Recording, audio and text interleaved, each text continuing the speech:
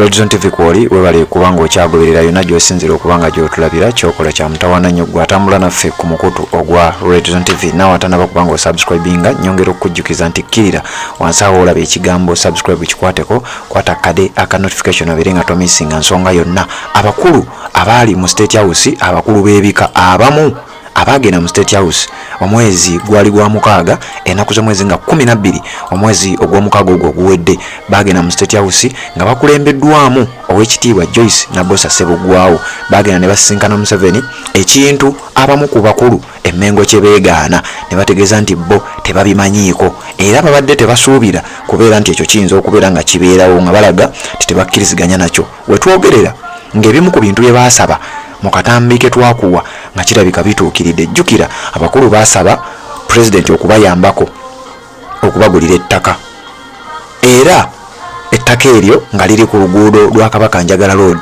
Mu bintu ebirala bye baasaba mwalimu okubayambako okubeera nga bagenda e Namibia okubeera nga balambula ku Ssaabasajja Kabaka. Kati wetwogerera waliwo akatambi akatambula kenjagala okubanga nkuwa gwagoberera omukutu ogwa Redzone TV nga sinaba kubanga njogera ekintu kyonna okawulire wabulanga mu katambi nga kalaga nti bano mu kugenda e Namibia balabika nga basimbudde ekiro kyajjo. Akatambi kalaga kakwatiddwa kiro era nga eyabadde ayogera mu katambi nga bwogenda okuwulira ng'alaga nti ekiro ky'olunaku olwaleero tugenda kuba tusimbula nga kiraga nti singa baba basimbudde ekiro ekyo njagala okutegeeza nti wetwogerera balina okubanga either batuuse dda oba nga banaatera okutuuka. Ngenda kuwa Namibia weeri nga bulijjo bwentera okikola nkuwe n'essaawa webanga flight etambudde ze bayinza okubanga batambulirawo naye nga okusinziira katambi bandibanga batuuse dda e Namibia nga bamaze dda okubeera nga balaba ku Ssaabasajja Kabaka. Njagala owuliriza akatambi nsije mbere nga nkwongera Redzone TV kwoli batuukiza obuvunaanyizibwa bwabwe ng'abataka kubanga be balina obuvunaanyizibwa ku Ssaabataka ne bamulonda ne bamuteekako ne bamukolako emikolo. Tuwulidde ebintu bingi ebyogerwa era ne bigambwa nti waliwo abantu abamu balina obuvunaanyizibwa kumanya Kabaka bw'ali.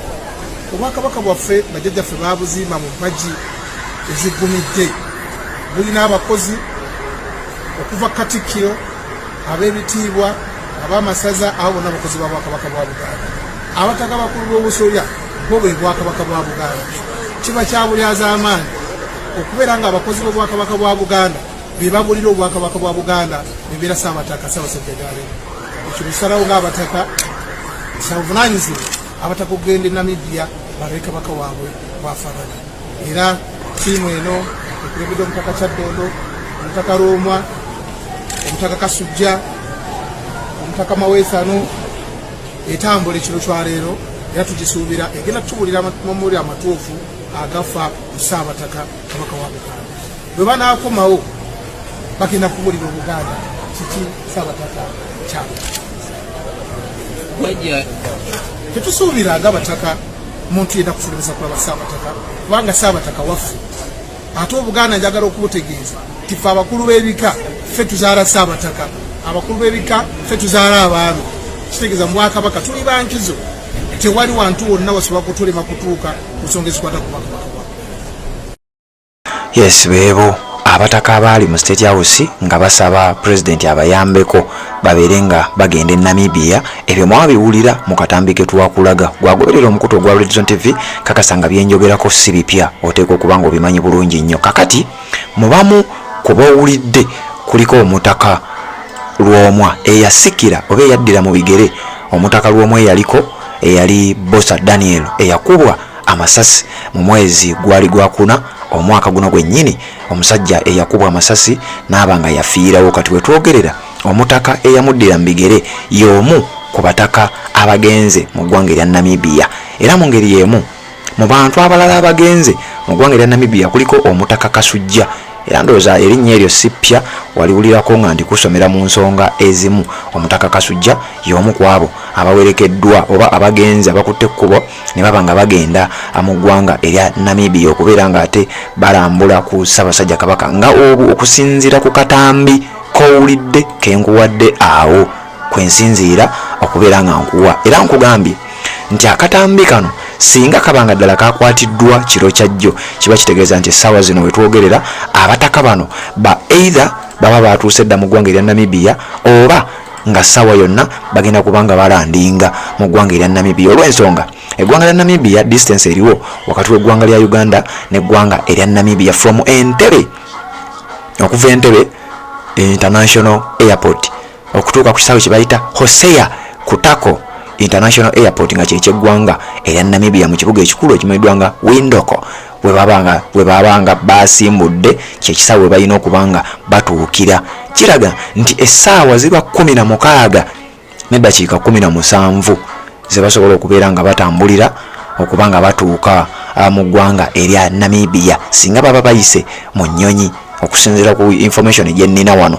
Era nga kiraga nti bano bwe babanga ddala basimbudde nga bwe bayogedde mu katambi, era bwe kabanga akatambi nga basimbudde kiro, njagala okutegeeza gwagoberera omukutu gwa Red Zone TV nti baba batuuse dda bwe babanga bakozeseza ntambula nga ya nnyonyi. Gwagoberera omukutu gwa Red Zone TV. Abataka bano beebo abasisinkana Museveni mwezi gwali gwa mukaaga nga 12 omwaka guno gwennyini 2024 bamusinkana mu State House n'abasuubiza okubawa obukadde 200 babuteeke mu ssako yaabwe y'abataka gye bayita bataka ssako.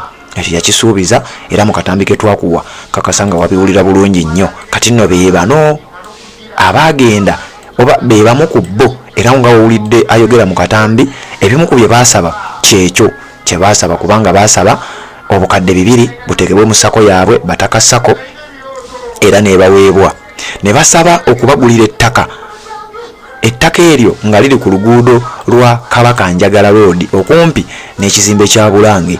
Era ekyo Museveni yali ayogera yakyogerako nga alinga either ettaka eyaligula edda oba eyamaze dda okuba nga akola enteekateeka, era n'alagira ensonga zitambulire ddala bukwakku. Bw'obanga ozze ogoberera omukutu gwa Red Zone TV ebintu ebyo si bipya era ozze obiwulira. Nkugambye bano mu kugenda baakulemberwa omukyala nga ye minisita omubeezi ow'ensonga za ICT amanyiddwa nga Honorable Joyce Nabbosa Ssebuggwawo eyatwala abantu bano mu State House. Ebigambo ebyaddirira twawulira akatambi akamu nga kalaga Katikkiro wa Buganda nga ye alinga abyegaanye bwe kaba nga akatambi kaali katuufu nga kalaga nti ye yali bweru wa ggwanga agenda okuwulira bamugamba abataka bagenze Entebbe. Kintu ekyo nekimwennyamiza era ebigambo byayogera wabiwulira. Kati wetwogerera beba abataka abamaze okubanga bayingira eggwanga erya Namibia singa babanga basimbudde baba batuuse dda. Gwe munanga agoberera omukutu gwa Red Zone TV era kyembadde njagala okubanga nkutegeeza otegeere kyessaawa yennyini wetwogerera abataka mu ggwanga erya Namibia. Era nkubuulidde eggwanga eryo nzize nkugamba gye lisangibwa, nkuwadde n'obuwanvu obuliwo era nkusinziira ku ssaawa flight ziyinza okubanga etambuliramu. Njagala okutegeeza nti wetwogerera baba batuuse dda mu ggwanga erya Namibia. Haji Kasujja omusomi w'edduwa akutegeeza nti gendayo obanga olina ebizibu eby'enjawulo ebikutawaanya ajja kubanga abisootinga. Asangibwa Njeru ku luguudo olugenda e Jinja okumpi ne Nairo. Bw'oba tusobodde genda Njeru ne ku WhatsApp musobole okikwasaganya. Ennamba yeeyo 0753 ye nnamba ye ate ne mubanga mukwasaganya ensonga ezo. Webale kubanga okyagoberera tuwuliziganye mu updates eziddako.